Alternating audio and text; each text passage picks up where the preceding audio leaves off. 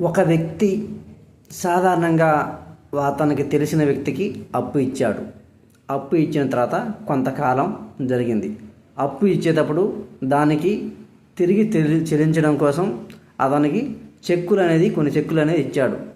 ఆ విధంగా తీసుకోవడం వీళ్ళిద్దరి మధ్య పరస్పర ట్రాన్సాక్షన్ జరిగింది. ఆ చెక్కులు పెట్టుకున్నాడు. కొంత సమయం తర్వాత తిరిగి చెల్లించలేదు.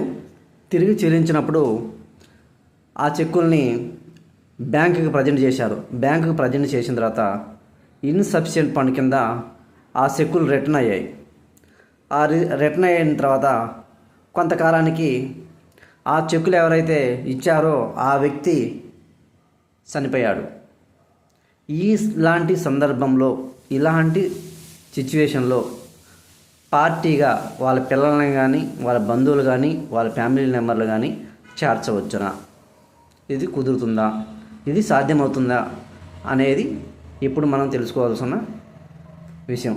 కొన్ని సాధారణంగా ఏదైనా మనీ కేసుల్లో మనకి రికవర్ కాకపోతే వాళ్ళ ఫ్యామిలీ మెంబర్స్ ఉన్న పిల్లలను కానీ ఎవరినైనా మనం చేర్చవచ్చు.